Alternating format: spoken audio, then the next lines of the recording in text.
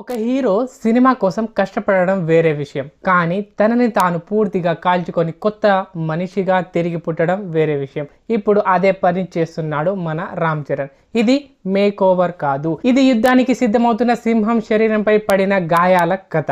పెద్ది కోసం చరణ్ వేసుకున్న గడ్డం వెంట్రుక వెనకాల ఒక కోపం ఉంది, ప్రతి కండరంలో ఒక రాక్షసపు ఆకలి ఉంది, ప్రతి చూపులో నేను వచ్చాను అని థియేటర్లను తగలబెట్టే హెచ్చరిక ఉంది. ఫ్యాన్స్ మొదట లుక్ చూసినప్పుడు ఒక్కసారిగా షాక్ అయ్యారు. ఇది మనం చూసిన చరణ్ కాదు అని.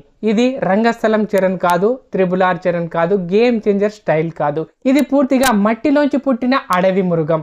అతని హెయిర్ స్టైల్ గమనించారా? అది ఫ్యాషన్ కోసం పెట్టిన హెయిర్ స్టైల్ కాదు. అది పాత్ర మోసిన బాధ, ఎన్నో రాత్రులు నిద్ర లేకుండా బ్రతికిన మనిషి జుట్టు. ఆ గడ్డం అది స్టైల్ కాదు, అది కోపానికి పెరిగిన అడవి.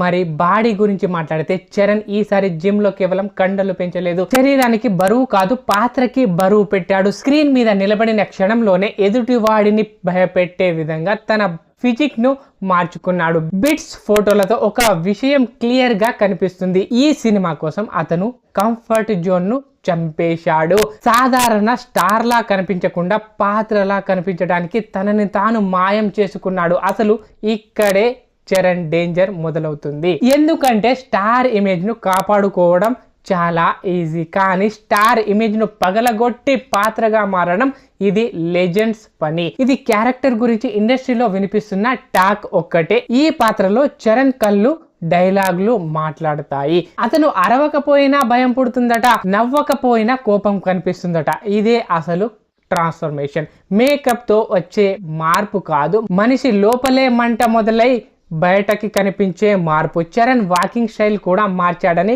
బయట మాట్లాడుతున్నారు. ఎందుకంటే పెద్ది నడిచే విధానం కూడా కథ చెబుతుంది. అతని భుజాలు ఎలా కదులుతాయో, చేతులు ఎలా బిగుస్తాయో, కళ్ళలో ఎంత మంట ఉందో ప్రతి విషయం మీద ప్రత్యేక వర్కౌట్ చేశాడు. ఇక్కడే ఫ్యాన్స్ కు పిచ్చి ఎక్కుతుంది. ఎందుకంటే మన హీరో సినిమా చేయడం లేదు, మన హీరో వేటకు వస్తున్నాడు. మరి ఒక విషయం గమనించారా?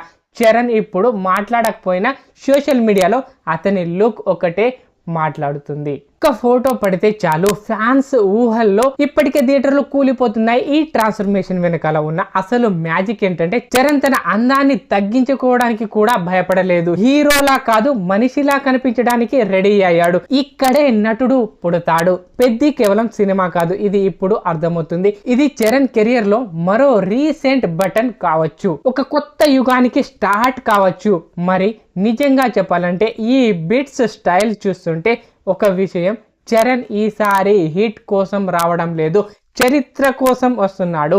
థియేటర్ లో ఫస్ట్ ఎంట్రీ పడినప్పుడు ఫ్యాన్స్ కేకలు వేయరు, వేట మొదలైందని అరుస్తారు. ఇది కేవలం పెద్ది కాదు, ఇది ఒక హీరో కథ కాదు. హీరో తనని తాను ఆ డైరెక్టర్ కాల్చుకొని కొత్త రాక్షకుడిలా తిరిగి పుట్టిన కథ.